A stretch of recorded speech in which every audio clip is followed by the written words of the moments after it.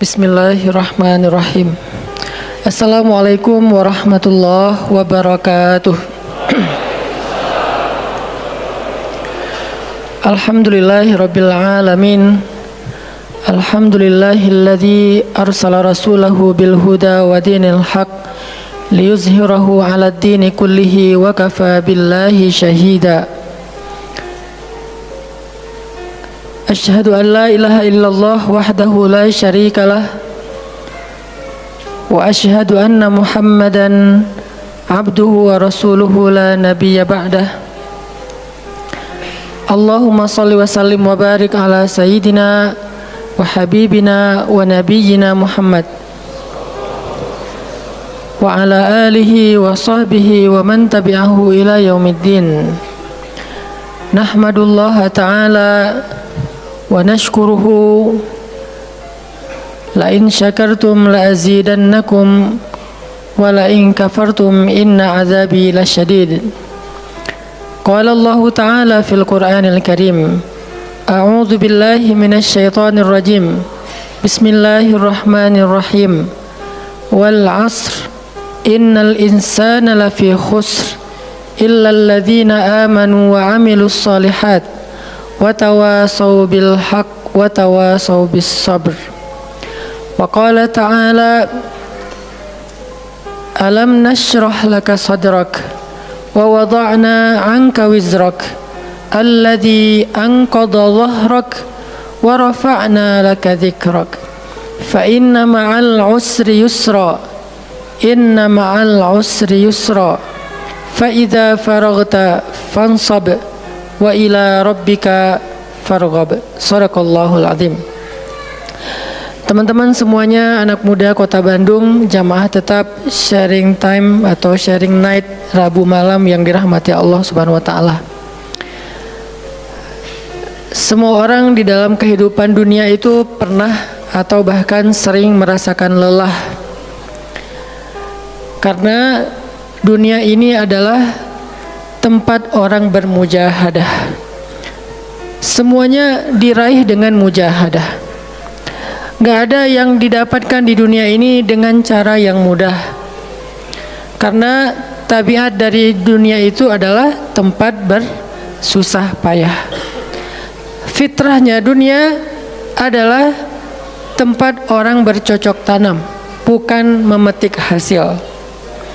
Yang namanya bercocok tanam, kalau kita melihat pada kehidupan para petani atau para pekerja di ladang, di sawah, di kebun, maka kita akan melihat akan melihat kelelahan, keletihan, dan kesusah payahan yang luar biasa.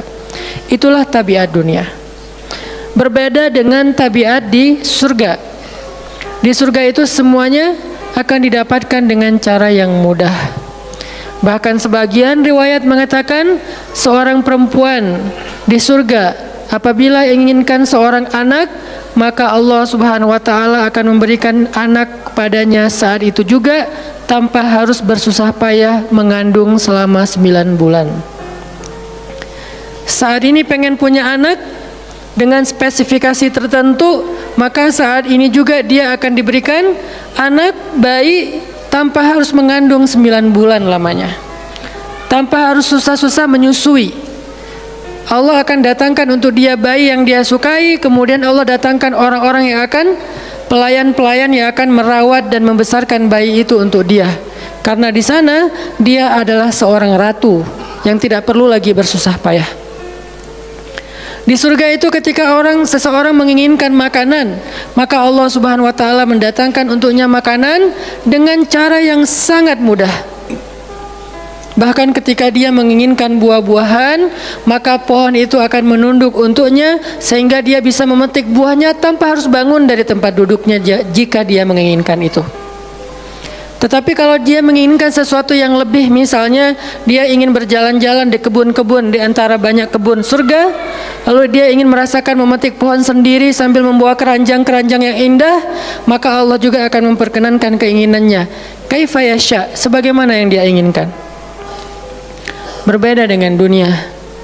Di dunia, apapun yang kita inginkan itu harus melalui mujahadah, melalui ikhtiar. Bahkan ketika kita ingin menjadi orang yang sekedar tidur-tiduran pun, Allah Subhanahu wa taala mentakdirkan tidur pun lelah. Tidur aja capek. Duduk capek. Ada orang yang duduknya capek akhirnya dia berdiri. Ya. Ada orang yang capek berdiri akhirnya pengen duduk. Kapan duduknya capek pengen berdiri? Salah satu yang sering saya alamin itu kalau lagi naik pesawat. Apalagi pesawat penerbangan 9 jam, 10 jam itu pasti capek banget duduknya tuh. Sehingga kita menginginkan seandainya ada uang kita pengen duduk di kelas bisnis. Tapi karena nggak mampu membeli tiket yang 3 kali lipat lebih mahal di kelas bisnis, ya nggak apa-apa lah di kelas yang biasa ekonomi. Tapi ketika lelah 4 jam, 5 jam pesawat berjalan itu udah luar biasa lelahnya, akhirnya berdiri mondar-mandir di antara lorong pesawat. Artinya duduk aja capek. Nggak ngapa-ngapain, suruh duduk doang. Nggak seperti orang dulu yang berangkat haji atau umroh naik kapal, lewat darat, pas sampai di laut naik kapal dengan ontanya, dengan kudanya. Orang dulu mencari ilmu itu dengan mujahadah yang luar biasa, dengan naik onta berminggu-minggu. Ini naik pesawat cuman 9 jam, capek. Yang nggak ada guncangan, biasanya guncangannya cuman pas di awal sama pas mau landing doang. Di atas udah jarang ada guncangan karena dengan ketinggian tertentu dan pesawatnya besar. Tapi itu juga capek. Naik kereta coba dari Jawa ke Bandung misalnya. Sebutlah dari Semarang, dari Malang, dari Surabaya naik kereta 10 jam. Itu aja capek. Nggak usah jauh-jauh, Bandung Jakarta aja 3 jam setengah. Itu pun capek. Atau kita naik mobil nggak perlu nyetir, pakai online, duduk aja di belakang atau di sebelahnya si driver, perjalanan setengah jam dari tempat kerja kita ke rumah atau dari rumah ke tempat kerja, ke kampus, ke sekolah gitu, itu aja capek. Artinya dunia itu emang kayak gitu tabiatnya teman-teman. Tabiat dari dunia itu adalah lelah. Sehingga kalau ada orang yang menghindari capek dengan tidak ngapa-ngapain, itu hal yang agak klise dan naif. Bagaimana dia bisa menghindari lelah? Bagaimana dia bisa menghindari ta'ab? Bagaimana dia bisa menghindari bosan? Bagaimana dia bisa menghindari dalam keadaan susah payah? Sedangkan dia masih berada di sebuah tempat bumi dunia yang tabiatnya memang tempat bersusah payah dan lelah. Satu-satunya cara menghindari lelah yang tidak perlu lagi bersusah payah itu hanyalah masuk surga. Tetapi kan itu tidak terjadi sekarang. Kita harus meninggal dulu dan kita belum mau. Ada yang mau meninggal masuk surga sekarang? Kalau dijamin sih insya Allah ya. Masalahnya nggak ada jaminan. Kalau para sahabat enak, mereka dapat jaminan.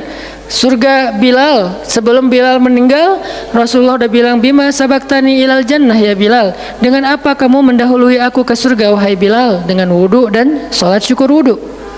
Begitu juga nanti ada sahabat lain yang dijamin masuk surga bighairi hisab wala azab. Salah satunya adalah Ukasyah.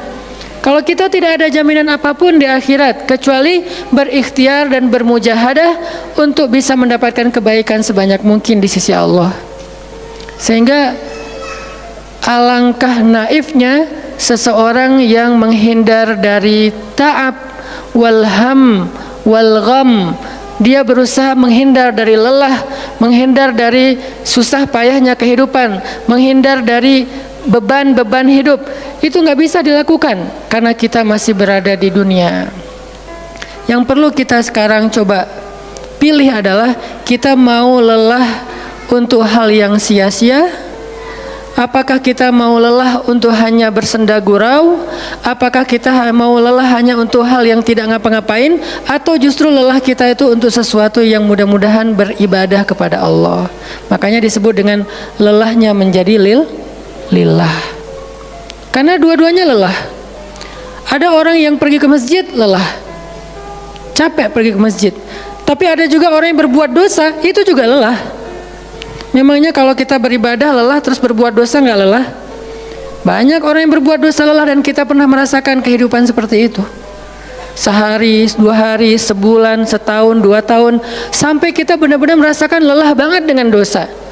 Di malam hari berbuat dosa lelah, akhirnya tidur sepanjang siang. Di siang hari berbuat dosa, lelah, akhirnya tidur sepanjang malam. Lelah sama lelahnya. Antara orang yang beribadah dengan orang yang bermaksiat itu sama lelahnya. Bedanya apa?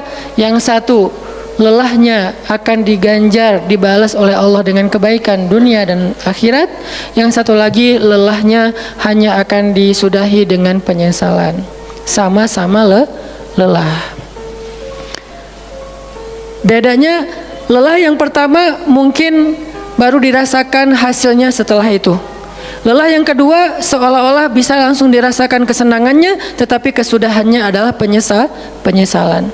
Makanya pada malam ini kita ingin merenungkan beberapa nasihat baik dari Al-Quran maupun hadis tentang bagaimana kita menjadi orang yang setiap hari tetap lelah, tetap banyak beban, tetapi beban itu mudah-mudahan menjadikan kita mendapatkan banyak kebaikan di sisi Allah. Makanya Nabi SAW bersabda dalam hadis riwayat Bukhari dan Muslim, "An-nasu ka'ibil mi'ah, la takadu tajidu fiha rahilatan." Manusia itu seperti 100 ekor onta. Manusia ka'ibil mi'ah, seperti 100 ekor onta. Yang harganya murah 50 juta, yang hidupnya untuk disembelih pada akhirnya nahar, disembelih. Onta itu kan kalau disembelih sambil dia berdiri ya. Kalau ayam, bebek disembelih sambil dipegangin atau diangkat. Kalau kambing dan sapi dibaringkan. Kalau onta disembelih itu sambil diberdirikan. Dia berdiri langsung disembelih. Itu onta. Artinya manusia ka'ibil mi'ah. Nabi itu menggambarkan onta karena onta ini punya banyak macam. Mungkin di Arab nggak ada ayam yang bermacam-macam, akhirnya pakai bahasanya onta. Kalau di kita mungkin ada ayam potong, ada ayam kampung dan segala macam, ada ayam jago. Kalau bebek ada mentok, ada bebek yang biasa, macam-macam kan. Di Arab mungkin nggak terlalu banyak variannya dan nggak terlalu akrab dengan kehidupan sehari-hari mereka. Yang akrab itu kambing, kuda, keledai, onta. Akhirnya Nabi mengatakan an-nasu ka'ibil mi'ah. Nabi seolah-olah mengambil sebuah perumpamaan, dan perumpamaan ini bisa kita ganti dengan culture yang berbeda di setiap negara. Tetapi perumpamaan yang paling baik itu adalah onta. An-nasu ka'ibil mi'ah. Manusia itu seperti 100 ekor onta ibil, onta potong, yang hidupnya hanya untuk disembelih oleh tuannya, kemudian dagingnya dimakan atau dijual. Kenapa bisa begitu murahnya? Cuma 50 juta, 40 juta dan berakhir dengan disembelih? Karena onta ini hidupnya tidak istimewa. Dia hidup hanya untuk makan, minum, tidur dan berkembang biak. Cuman itu misi dari kehidupan dia. Makan, minum, tidur, berkembang biak. Udah itu doang. Setiap hari kerjanya makan aja. Lihat hewan ternak ngapain? Merumput aja setiap hari. Nggak ada hewan ternak yang tiba-tiba dia lagi ngapain? Lagi sholat. Nggak ada. Hewan ternak misalnya lagi ngebantuin tetangga. Nggak ada. Hewan ternak lagi menjenguk yang sakit. Nggak ada. Hewan ternak yang lagi menyelesaikan hajat saudaranya. Hewan ternak yang lagi dengerin curhat. Nggak ada. Kenapa? Karena tugas misi kehidupan mereka itu cuma diciptakan untuk makan, minum, tidur, berkembang biak. Udah. Ini namanya kalau diantara onta namanya ibil. Yang hidupnya itu sesederhana itu. Nggak ada yang rumit, nggak ada yang terlalu berlebihan. Dan an-nasu, manusia secara umum mirip dengan ibil. An-nasu ka'ibili mi'ah. Jadi kalau kita bandingkan dari 100 orang itu hampir semuanya seperti ibil. Misi hidupnya itu hanya untuk dirinya. Gimana caranya biar bisa makan, gimana caranya biar bisa istirahat dengan nyenyak, tidur, gimana caranya biar punya keluarga, berkembang biak, punya keturunan, dan kemudian dengan keluarganya dia punya family time, kapan liburan, makan di rumah, jalan, segala macam. Cuman itu misi dari kehidupannya. Sehingga Nabi menyebut mereka yang misi kehidupannya hanya dirinya dan keluarganya, kaibili mi'ah, seperti 100 ekor onta. Kurang istimewa. Orang yang hidupnya hanya untuk dirinya dan keluarganya itu kurang istimewa, sehingga disebut dengan ibilimi'ah, 100 ekor onta. Tapi enggak hina, tidak rendah, tidak mungkin melenceng, sesat segala macam, enggak. Dia tetap tidak haram, tidak najis. Nabi tidak mengumpamakan manusia seperti seekor anjing, seperti seekor babi, enggak. Karena itu najis, haram dan seterusnya. Onta, makhluk yang hewan yang baik, cuman tidak istimewa. Di sini tidak ada judgement. Nabi itu orangnya nggak suka menjudge. Nabi nggak mengatakan manusia ini semuanya misalnya dengan kalimat celaan, keledai, enggak. Manusia ini misalnya hewan yang najis, enggak. Nabi mengatakan an-nasu kaibilimiyah, manusia itu seperti 100 ekor onta. La takadu tajidu fiha rahilatan. Hampir-hampir di dalam 100 ekor onta itu kamu enggak mendapati satu pun onta yang dikenal dengan nama rahilatan. Rahilah itu dari kata rihlah. Rihlah itu udah jadi bahasa Indonesia, rihlah. Kemudian di Inggris-Inggriskan jadi traveling, trip, segala macam. Rahilah dari kata rihlah. Apa itu rahilah? Onta yang bertugas untuk membawa beban tuannya dalam perjalanan panjang, baik itu berdagang maupun berperang. Dia punya misi lain selain makan, minum, berkembang biak terus dipotong. Enggak. Misinya lebih keren. Apa? Membawa beban. Membawa beban tuannya. Itulah rahilah. Sehingga punggungnya adalah punggung yang berkah, karena di atas punggung itu ditaruhkan beban terus menerus oleh tuannya.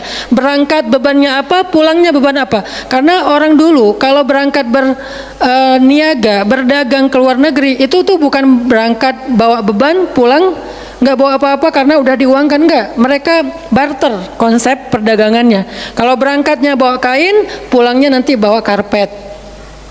Berangkatnya bawa gandum, pulangnya nanti bawa sutra misalnya.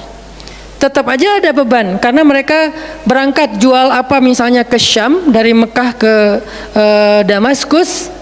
Nanti pulangnya dari Damaskus ke Mekah bawa lagi barang-barang Damaskus yang bisa dijual di Mekah. Pas berangkat bawa barang Mekah yang bisa dijual di Damaskus, pas pulang membawa barang Damaskus yang bisa dijual di Mekah. Li'ilafi Quraisy ilafihim rihlatash syita'i was-saif. Rihlah syita'i was-saif.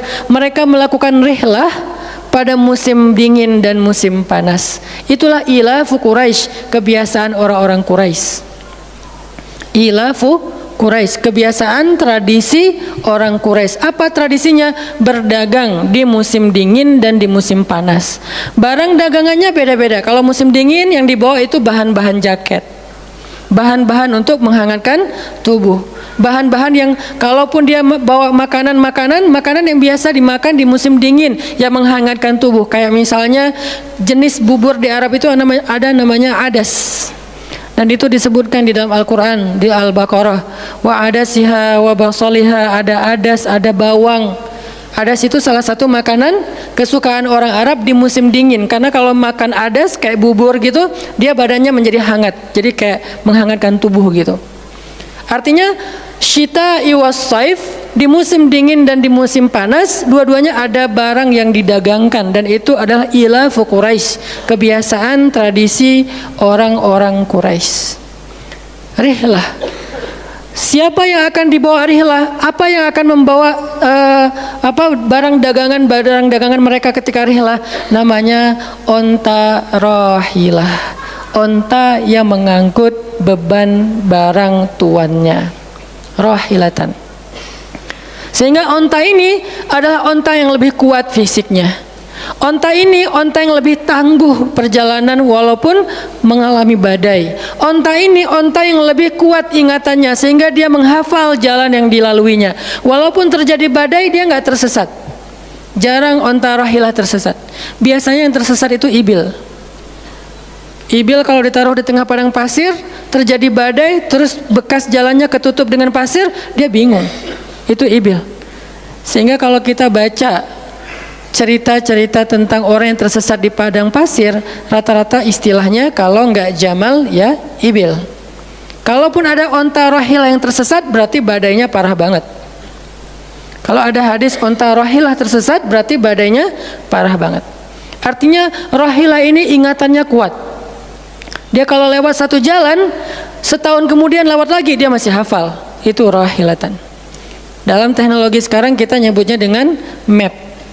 Ada banyak platform aplikasi map digital yang membuat kita bisa menghafal jalan.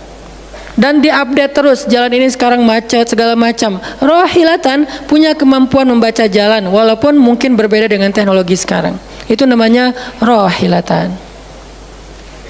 Ini kata Nabi, la takadu tajidu fiha rohilatan. Manusia itu seperti 100 ekor onta, dan di antara 100 ekor onta itu atau 100 orang itu hampir kamu tidak mendapati satu pun yang bernama rohilatan, yang mampu mengangkat beban lebih. Sehingga di sini Nabi SAW seolah-olah mengajarkan kita, memotivasi kita agar belajar menjadi rohilah. Manusia itu baru istimewa kalau dia menjadi rohilah, kalau dia mengangkut banyak beban, kalau dia menjadi orang yang paling banyak bermanfaat untuk orang lain. Makanya muncullah hadis, khairun nas anfa'uhum linnas, inna ahabban nasi ilallah anfa'uhum linnas. Dua riwayat hadis yang berbeda. Sebaik-baik manusia, kalau dalam analogi yang pertama, sebaik-baik onta adalah rohilatan, bukan ibil, bukan nakoh, bukan jamal. Sebaik-baik onta rohilatan. Kenapa kok rohilatan? Karena dia yang paling bermanfaat, soalnya dia yang paling banyak mengangkut beban. Sehingga dengan analogi tentang onta rohilah, kita menerjemahkan hadis khairun nas, sebaik-baik manusia, dengan istilah khair. Arti khair itu memberi lebih, arti khair itu bermanfaat. Khairun nas anfa'uhum linnas, sebaik-baik manusia yang paling bermanfaat untuk orang lain. Dalam riwayat yang lain, inna ahabban nasi ilallah, sesungguhnya orang yang paling dicintai Allah di antara manusia, anfa'uhum linnas, yang paling bermanfaat untuk orang lain. Itu yang paling dicintai Allah di antara manusia. Muncul lagi hadis yang mirip, inna ahabbal a'mali ilallah sururun tudkhiluhu ala qalbi muslim, sesungguhnya perbuatan, amal soleh, aktivitas, pekerjaan yang paling disukai Allah di antara yang kita lakukan dalam kehidupan sehari-hari adalah membahagiakan hati orang lain. Ini semuanya hadis-hadis yang memiliki makna yang sama, yaitu menjadi pengangkut beban. Lelah Ustadz, lelah. Nggak ngangkut beban, lelah juga. Ngangkut beban, lelah juga. Cuman bedanya, orang yang lelah tanpa mengangkut beban, hidupnya penuh dengan keluh kesah, tidak ada yang menghargai, tidak dimuliakan, akhirnya dia ngeluh. Ada kan banyak orang yang ngeluh karena merasa dirinya nggak dihargai orang lain.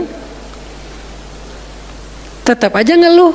Ada juga yang ngeluh karena terlalu banyak beban, padahal dua-duanya sama-sama ngeluh. Kenapa nggak memilih yang lebih baik?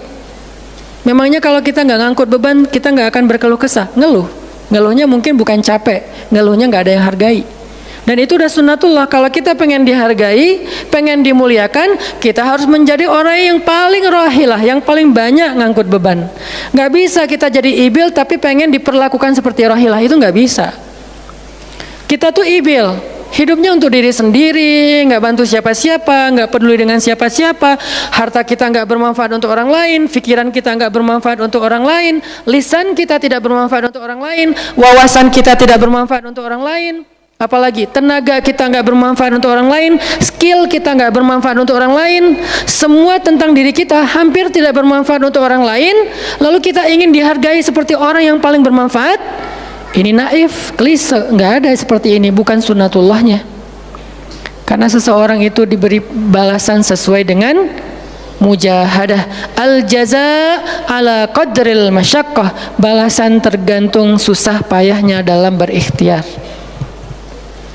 Siapa yang mujahadahnya lebih, maka rewardnya lebih, jazanya lebih. Jadi saya kadang-kadang ngerasa, dulu saya juga pernah merasa kayak gitu. Kenapa kok dia dihormati, saya enggak? Kita enggak boleh cemburu tanpa alasan. Seolah-olah misalnya harusnya hormati semua orang dong, enggak bisa. Itu udah fitrah manusia dan sunnatullah dalam kehidupan di dunia. Kalau kita pengen dihormati orang, kita harus menjadi rohilah. Kalau kita pengen dihargai orang, kita harus jadi rohilah. Nggak bisa kita berharap dihargai oleh pasangan kita atau calon pasangan kita, tapi kita nggak punya tanggung jawab. Nggak bisa.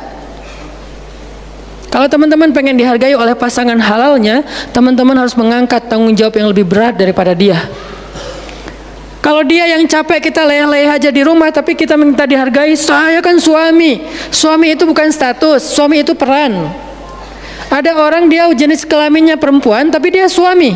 Kenapa? Karena dia mengambil peran laki-laki. Dan itu saya melihat banyak perempuan seperti ini, hebat dan memalukan bagi suaminya.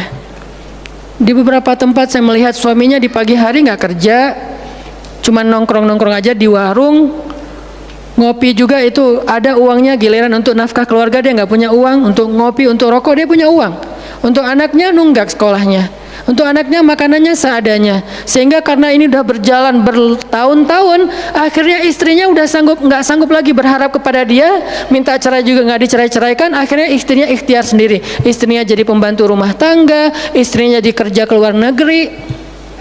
Saya beberapa kali ke Hong Kong, hampir tiap 4 bulan sekali ke Hong Kong, dan selalu mendengar cerita teman-teman di Hong Kong.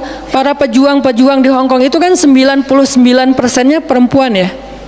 Hong Kong itu 99% lebih perempuan. Beda kan sama Taiwan, Korea itu laki-laki dan perempuan agak imbang lah. Tapi kalau Hong Kong itu bisa dibilang dari 100 pekerja 99 orangnya bahkan lebih adalah perempuan. Dan semua mereka punya masalah yang hampir sama di negerinya, di kampungnya. Masalahnya mereka terpaksa untuk berangkat ke luar negeri karena ada yang demi membiayai sekolah anak-anaknya, single parent. Kemana suaminya? Suaminya pergi dan tidak bertanggung jawab. Atau suaminya ada tapi tidak mampu mencari nafkah. Terpaksa dia kerja ke luar negeri dengan segala macam resiko. Dan banyak banget kasus di Hong Kong. Siapa juga yang mau jauh-jauh dari keluarganya, apalagi punya anak masih kecil ya. Kemarin kita baru dengar cerita seorang anak yang harus merawat ayahnya yang sakit kanker gara-gara di rumahnya nggak ada siapa-siapa, ibunya berjuang di luar negeri. Kenapa? Karena suaminya sakit. Kalau ini masih bisa kita pahami lah. Tapi kemana pamannya misalnya? Kemana misalnya kakaknya, nggak tahu punya kakak atau gimana, nggak tahu kondisi pamannya. Yang jelas bahwa ternyata kita itu dihargai itu bukan karena kita berstatus suami. Kita dihargai karena kita berperan sebagai suami, bukan berstatus sebagai suami. Kalau suami pengen dihargai, ambillah peran suami. Laki-laki pengen dihargai, ambillah peran laki-laki. Apa peran laki-laki? Tanggung jawab. Ambil sebanyak mungkin. Kalau kita udah menikah, tanggung jawab kita itu kalau mau lebih, jangan cuma istri. Ambil keluarga istri untuk kita ambil tanggung jawabnya. Adiknya istri, mungkin keluarga istri kita nggak mampu, adiknya kita sekolahin. Mertua sakit, kita biayain. Nanti siapa lagi? Keluarga besarnya ada masalah, kita biayain, kita hutangin. Kalau misalnya kita nggak sanggup memberikan hadiah atau sedekah, ambil amanah, tanggung jawab itu ambil semampu kita. Itulah contoh Rasulullah SAW.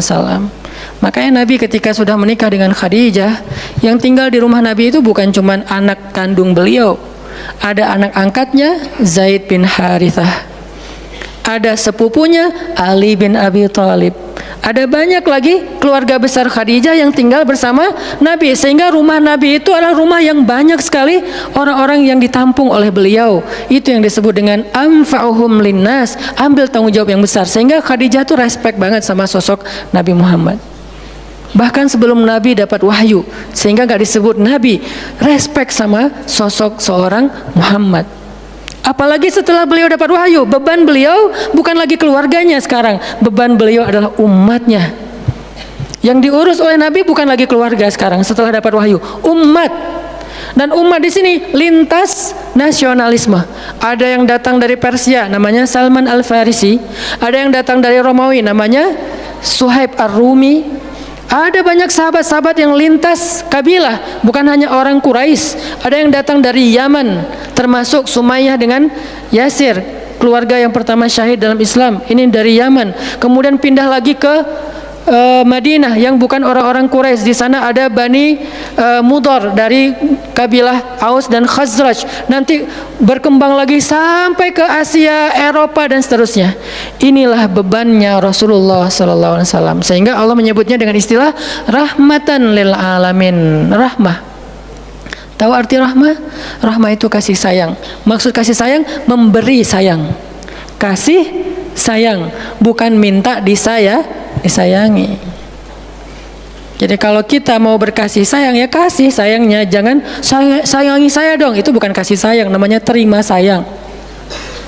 Bukan kasih sayang, terima sayang, minta sayang. Itu namanya bukan rahmah, bukan mawaddah. Yang namanya rahmah kasih sayangnya. Kalau kita nggak punya sayang, berarti kita nggak punya rahmah. Apa bentuk sayang kita? Perhatian. Apa bentuk sayang kita? Perasaan. Apa bentuk sayang kita? Dengan harta. Itu sayangnya. Dan Nabi, wa ma arsalnaka illa rahmatan lil alamin. Tidaklah kami mengutus engkau Muhammad kecuali untuk menjadi kasih sayang kepada alamin. Arti rahmah dalam tafsiran yang lebih luas menyelesaikan hajat manusia seluruh alam. Seluruh alam.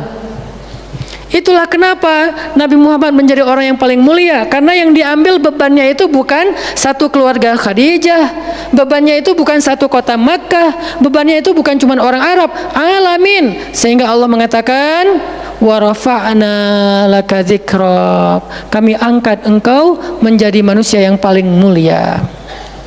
Karena beban yang diambilnya paling berat. Apa beban Nabi? Apakah cuma ceramah? Enggak cuma ceramah. Kalau cuma ceramah gampang. Saya pernah menjadi penceramah dan saya pernah menjadi programmer dalam dakwah. 8 tahun saya ceramah di Bandung, gampang banget. Dan kalau mau nyaman jadi ustadz, mending saya jadi penceramah aja, gampang banget. Diundang-undang, ustadz mau dijemput? Ya jemput dong, jemput. Ya, ustadz kan dijemput, jarang kita jalan sendiri, seringnya dijemput. Dan karena dia pengen memuliakan kita, dia cari di tempat itu siapa yang punya mobil paling bagus untuk menjemput ustadz. Kalau di kampung, cari siapa yang punya mobil baru yang tahun misalnya 2018 lah, kalau nggak ada 2019. Saya punya, ya udah pinjam ya untuk jemput ustadz. Oh boleh, saya senang, jemput. Kalau perlu yang punya mobilnya sekaligus jadi supirnya, jemput ustadz. Enak jadi penceramah. Jemput, tunggu di depan rumah, nggak langsung ketok. Kenapa? Nggak enak mau ngetok, biar ustadznya santai aja. Ustadznya keluar, dibukain pintu. Terserah mau duduk di depan, duduk di tengah. Kalau ustadznya duduk di tengah, nggak ada yang di sebelahnya, kosong. Mau goler-goler, mau jungkir balik, bebas. Ustadz, saya pernah ngalamin masa kayak gitu. 8 tahun, mudah banget, diundang-undang, semua wajah tersenyum, nggak ada yang cemberut, namanya juga ustadz. Selamat datang ustadz, alhamdulillah bisa ketemu sama ustadz, silakan, duduk dikasih makanan yang paling baik, dihidangkan segala macam, minuman aja 5 jenis. Sampai bingung nih mana yang mau diminum, ustadz mau apa? Kadang-kadang beberapa teman-teman panitia yang sangat udah pro banget nanya, ustadz itu nanya ke asisten lah atau siapa manajemen, kalau dia punya manajemen, ustadz itu sukanya makanan apa? Disediakan makanan kesukaan ustadz. Kalau ke Bandung ustadz senangnya makan apa? Disediakan makanan khas Bandung kesukaannya ustadz. Dicari dari restoran terbaik yang ada di kota itu. Ini perlakuan terhadap ustadz, nyaman banget kalau ceramah tuh. Ceramah berapa lama? Terserah ustadz. Kalau lagi mood 3 jam, kalau nggak lagi mood 45 menit. Ustadz kok ceramahnya cuma sebentar? Saya lelah sekali. Oh nggak apa-apa ustadz, istirahat ya ustadz, sehat terus ya ustadz. Doain. Pulang dianterin, maaf dikasih amplop, transport segala macam. Kadang-kadang wah ngasihnya cukup untuk 2 bulan makan. Masya Allah enak. Kalau cuman yang disebut dengan rahmatil alamin itu cuman ceramah, itu bukan rahmatil alamin, walaupun itu salah satu kebaikan. Tapi kemudian setelah 8 tahun saya berdakwah dengan ceramah, saya mengubah konsep dakwah saya menjadi programmer, memprogram masjid. Al-Latif. Saya ngomong dengan Pak Iman beri saya kesempatan memprogram Al-Latif, bikin gerakan, bikin dakwah. Bukan masjid yang memprogram, kemudian ustadz mengisi, itu salah. Menurut saya, Keliru kalau masjid membuat program, ustadz cuma mengisi program itu. Keliru. Ustadz yang program, masjid fasilitasi, nanti insya Allah akan berkah. Alhamdulillah Pak Iman, Ketua DKM Al-Latif sepakat. Ya udah ustadz silakan, mangga, dikasih waktu 2 tahun. Kalau nggak ada perubahan diambil alih. Dalam 2 tahun kita coba program dari awal, bikin gerakan anak muda, pemuda hijrah lahir waktu itu. Mulai programming, gimana caranya biar masjid rame. Dari yang cuma 20 orang kajian setiap Rabu malam, dari dulu udah Rabu malam. Yang hadir berapa orang? 20 orang. Kalau Persib lagi main, libur. Semua pada nonton. Malah sering lagi libur. Kadang-kadang Persib nggak main. Terus yang main siapa? Yang main Piala Eropa kah, Piala Champion kah, Liga Eropa, Piala Dunia, libur. Akhirnya berkembang pelan-pelan jadi setengah masjid, satu masjid, membludak keluar masjid sampai ke Jalan Cendana. Akhirnya pindahlah ke masjid ini. Kenapa? Karena udah nggak nampung, nggak enak juga dengan tetangga karena parkirnya kemana-mana. Kan kita pindah ke sini karena Al-Latif nggak nampung. Nah, ketika dakwah berubah menjadi programmer, bebannya beda. Udah nggak kayak dulu, nggak beda. Pergi taklim, pergi sendiri. Bahkan berkorban dengan harta sendiri, bareng-bareng dengan teman-teman, semuanya lelah. Kita meeting sampai tengah malam. Emangnya gampang membuat tren hijrah? Nggak mudah teman-teman. Kita harus meeting, mikirin. Sekarang tambah lagi beban yang lain, Barisan Bangun Negeri. Para ustadz berkumpul, bikin gerakan bersama. Kita bikin Barisan Bangun Negeri. Dikasih amanah untuk jadi amirnya, mikirin apa yang harus kita lakukan. Program pertama saya bilang less waste. Isu lingkungan. Kenapa? Kita pengen jadiin masjid sebagai 911. Tapi pelan-pelan, nggak bisa langsung. 911 ini nanti kalau ada masalah di masyarakat, tetangga masjid yang ditelepon masjid. Anak saya sakit, telepon masjid. Ada yang meninggal, telepon masjid. Ada yang pingsan, telepon masjid. Ada yang baru diputusin, telepon masjid. Sampah ini udah darurat. Bandung ini hanya batas deadline penanganan sampah kita kalau kata Pemkot itu sampai 2023. Kalau kita nggak punya alternatif, ini akan jadi masalah besar. Jakarta, saya kemarin ke Jakarta sampai 2022, lebih cepat sedikit daripada Bandung. Artinya mereka hanya bisa menampung sampah sampai 2022. Sisanya kalau nggak ada solusi alternatif, maka akan terjadi masalah besar, tumpuk sampah di depan rumah masing-masing selama nggak usah sebulan, seminggu aja gimana rasanya? Nggak ada yang ngambil sampah di depan rumah kita, seminggu aja. Petugas sampah nggak ngambil sampah di depan kos-kosan, di depan rumah. Sehari telat aja itu udah nggak enak, apalagi seminggu, sebulan, setahun. Jadi gimana? 2022, kota-kota besar rata-rata terancam dengan bom waktunya sampah. Kita angkat less waste supaya masjid menjadi salah satu media komunikasi antara Pemprov, Pemkot, pemerintah kepada publik. Kenapa? Soalnya trust publik kepada masjid itu bagus. RT RW bikin program pungut sampah kayak edukasi dan campaign tentang sampah, yang datang sedikit. Kalau RT RW bikin program, hari Minggu yuk kita bikin gerakan pungut sampah, sedikit yang datang. Tapi masjid bikin taklim, yang datang ribuan, apalagi 2-3 tahun terakhir, alhamdulillah luar biasa. Sehingga masjid punya potensi untuk mengkomunikasikan masalah ini kepada publik. Saya ajaklah teman-teman, yuk kita bikin isu sampah dimulai dari masjid. Jalan 2, Bandung, Bintaro udah jalan. Next mau kita jalankan di Jogja, di Malang, dan di Pontianak. Seluruh masjid di Indonesia.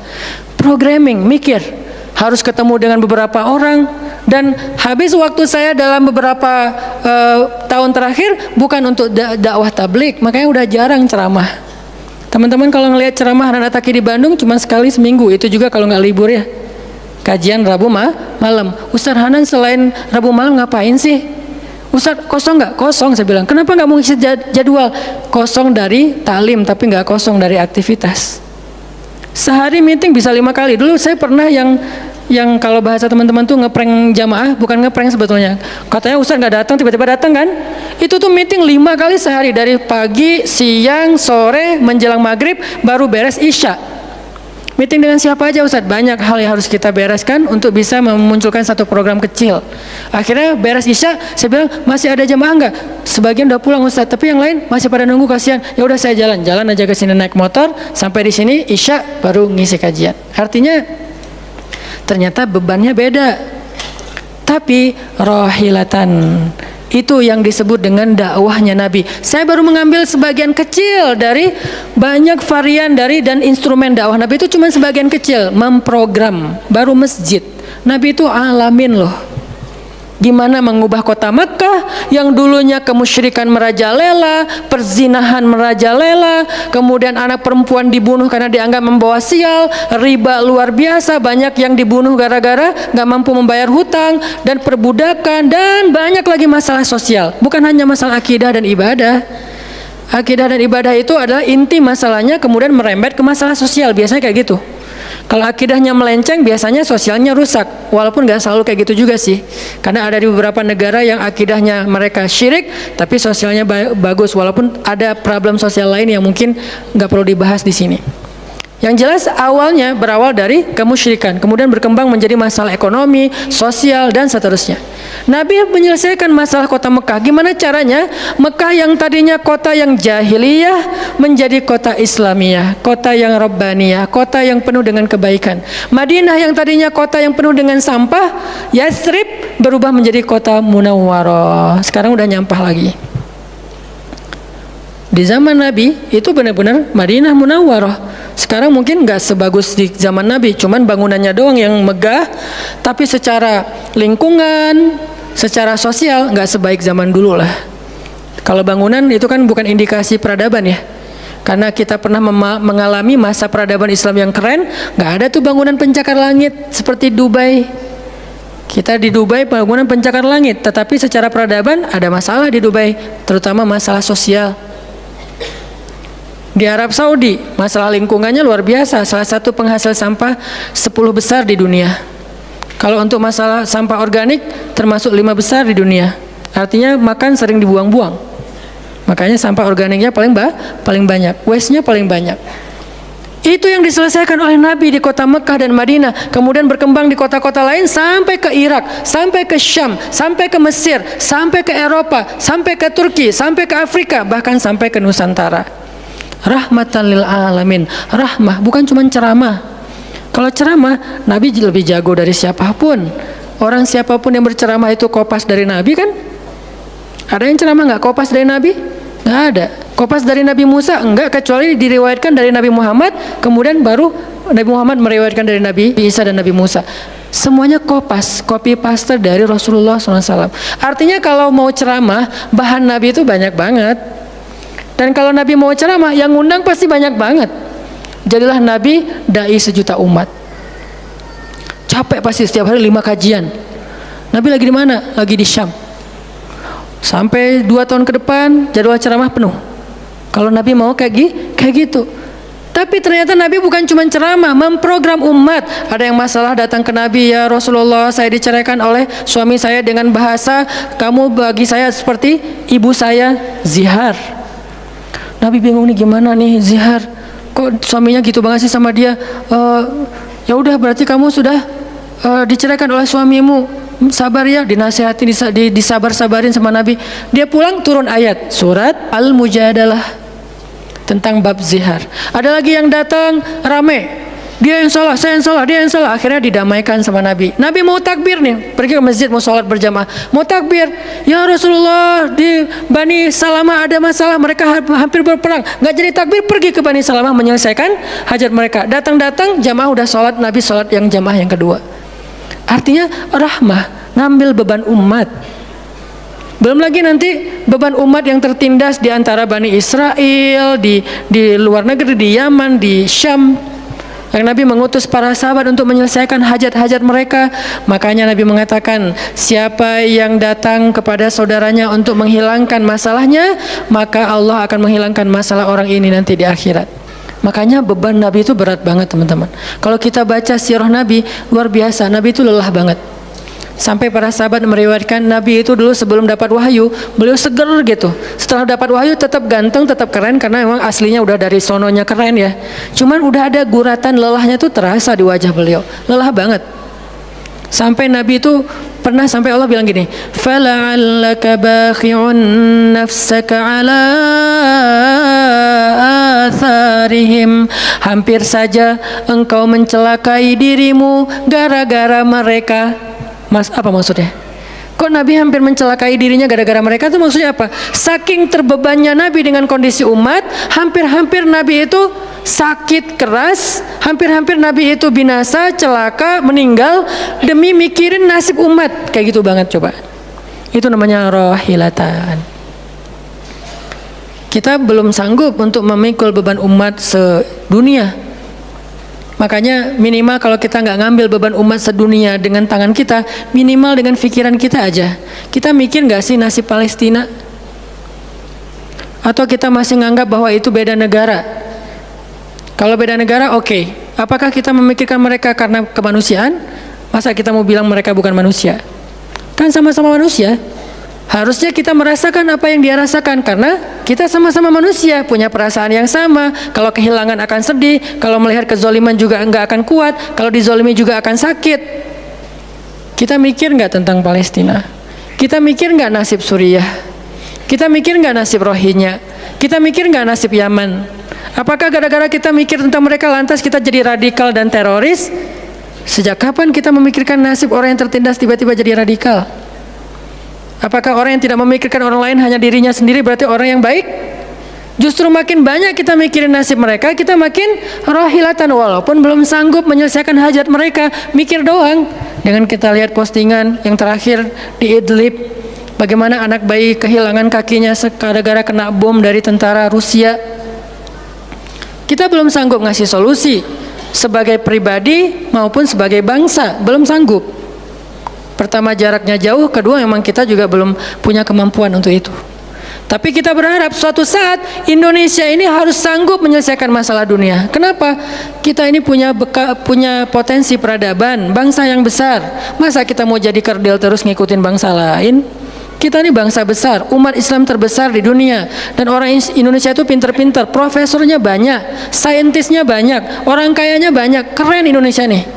Kenapa Indonesia yang keren kayak gini cuma ngurus diri sendiri aja nggak bisa? Harusnya ngurus dunia, bukan ngurus diri sendiri. Itulah Islam yang sebenarnya. Kita ngurus Rohingya, gimana caranya Rohingya punya tempat tinggal? Kita urus Suriah, kita urus Palestina. Lalu apakah kita memikirkan tetangga kita? Teman-teman lihat deh, salah satu yang mungkin proyek kecil lah. Ini yang karena yang saya tahu, karena istri sendiri yang ngerjain. Lihat rumah teduh Sahabat Iin. Setiap harinya ada yang meninggal dengan kanker ovarium yang gede banget, ada yang kanker yang dulu yang saya bawa Ustaz Abdul Somad keliling di Bandung tuh, seorang anak muda yang udah meninggal, seminggu setelah Ustaz Abdul Somad mengunjungi dia, Rian namanya, meninggal dunia. Alhamdulillah dia sempat ketemu dengan Ustaz Abdul Somad, sempat dinasehati, mudah-mudahan di akhir hayatnya dia setelah dapat nasihat dari UAS, dia jadi sabar, jadi balik lagi ke Allah sehingga husnul khatimah. Datang kita ketemu dengan Rian, habis ininya. Gara-gara apa? Gara-gara pernah kecelakaan di laut, terus jadi kayak kanker kulit, luar biasa. Itu parah banget. Dan itu nggak satu kasus, banyak. Di Jawa Barat aja udah banyak banget, apalagi Indonesia. Apakah kita mau mengambil beban itu? Atau kita bahkan melihat juga nggak mau, karena ngerasa nggak kuat, nggak berani. Terus kapan kita kuatnya? Kalau kita nggak kuat, namanya bukan rohilah. Yang namanya rohilah itu harus kuat, dikuat-kuatin kalaupun nggak kuat. Sudah seberat apa beban yang kita ambil?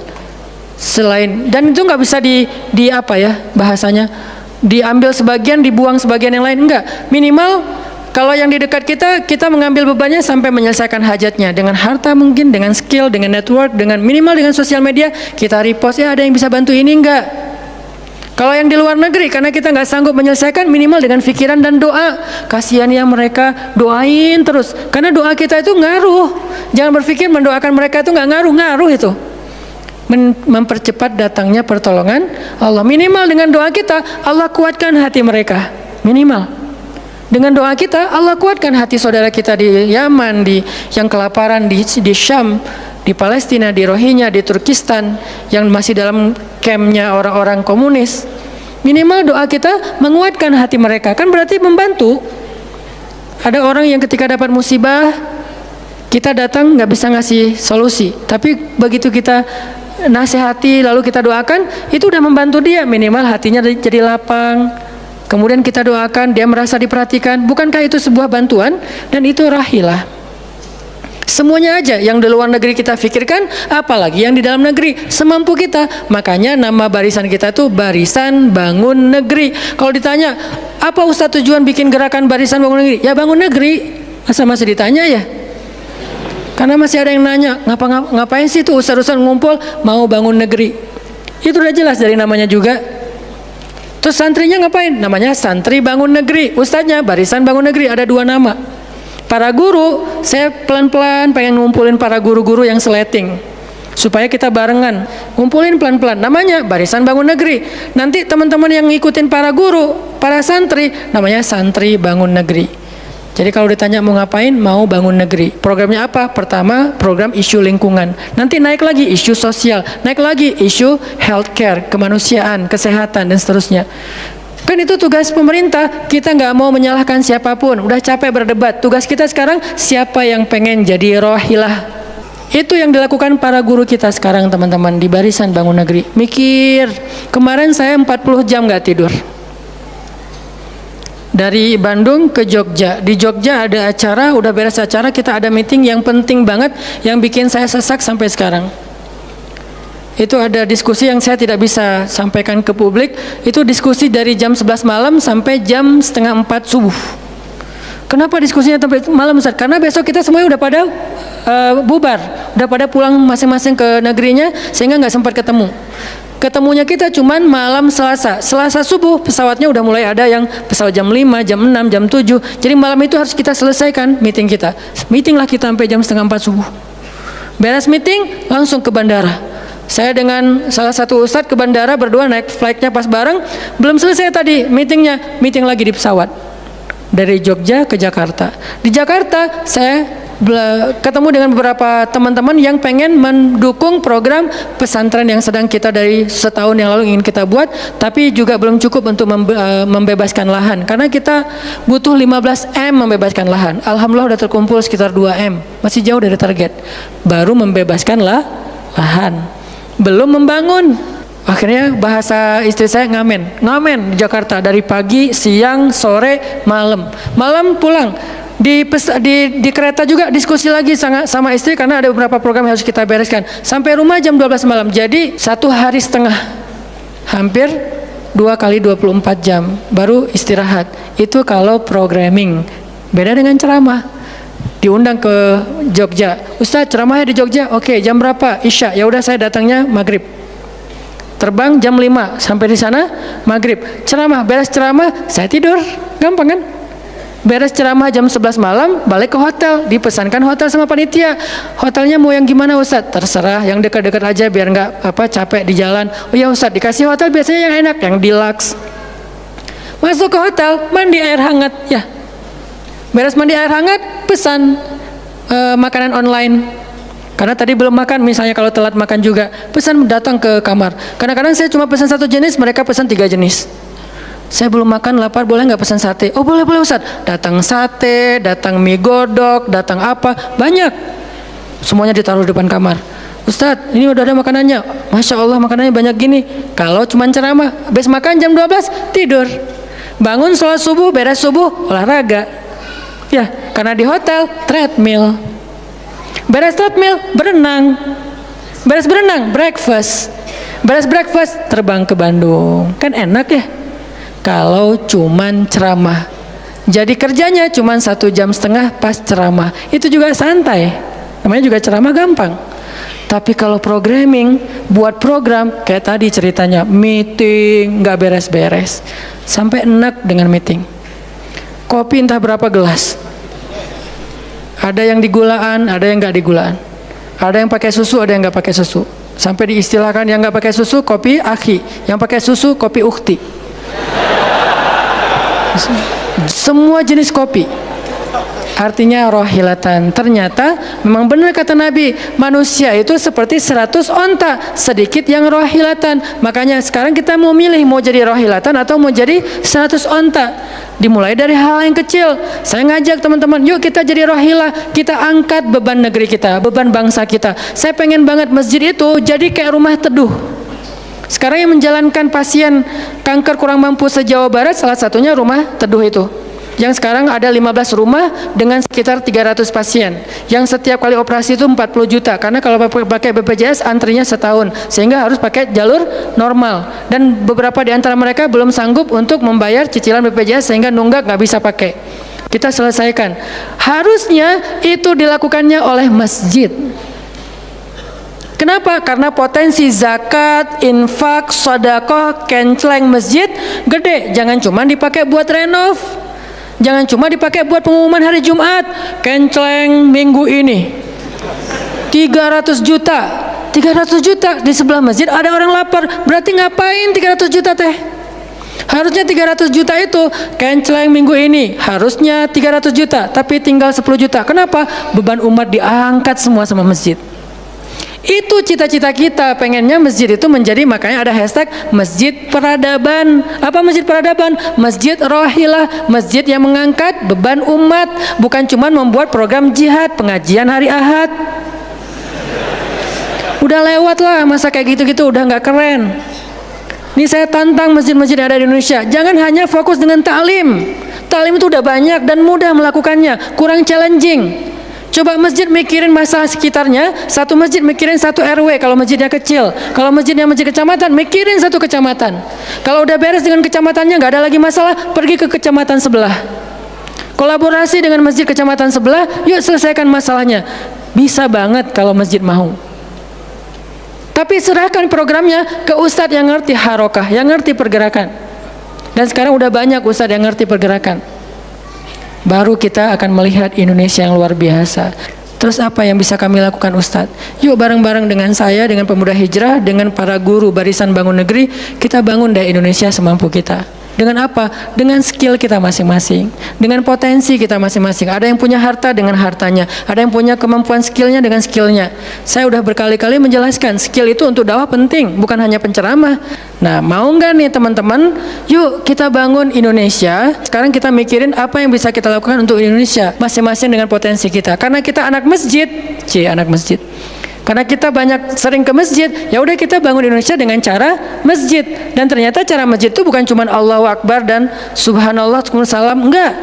Yang dibicarain di masjid itu bukan cuma juz-juz Al-Quran, tapi masalah umat. Karena Nabi membicarakan masalah umat itu di Masjid Nabawi. Yang kita pengen ke sana, berharap banget bisa umroh. Apakah di Masjid Nabawi itu cuma ada raudhah kemudian orang berdoa egois banget pengen masuk surga sendiri? Enggak. Di raudhah itu Nabi dengan Jibril bicara tentang umat. Gimana caranya umat ini selesai masalah mereka. Sampai ke penjuru dunia. Yang terjajah dibebaskan dari penjajahan, yang terzolimi dibebaskan dari kezoliman. Itu namanya rahilah. Saya yakin di sini banyak potensi dan skill yang keren-keren. Coba berikan skillnya untuk dakwah, dedikasikan skillnya untuk agama. Yang kalau kita dedikasikan untuk agama, insya Allah untuk bangsa dan negara udah pasti. Karena agama kita itu bukan agama ritual. Agama kita ini adalah agama kehidupan. Sehingga yang ada di dalamnya bukan cuma bab sholat, tetapi juga bab orang sakit. Dan kita tahu banyak hadis tentang itu, bab lingkungan, dan kita mulai tahu hadis-hadis tentang itu. Yuk kita dedikasikan skill kita, potensi kita, harta kita untuk agama Allah. Kita angkat beban umat bareng-bareng. Karena kalau saya ngangkat sendiri, saya paling-paling ngangkat sanggupnya itu 100 kilo. Itu juga udah ngos-ngosan. Tapi kalau kita ngangkat bareng-bareng, bisa bertonton beban umat kita angkat. Mudah-mudahan dari kajian mager ini, mudah-mudahan kelak kita bisa menjadi orang yang mudah bergerak, sanggup bergerak, dan geraknya bersama-sama. Barakallahu fikum, billahi taufiq wal hidayah. Allahumma inna nas'aluka ridhaka wal jannah wa na'udzubika min sakhatika wan nar. Allahumma a'inna ala dzikrika wa syukrika wa husna ibadatik.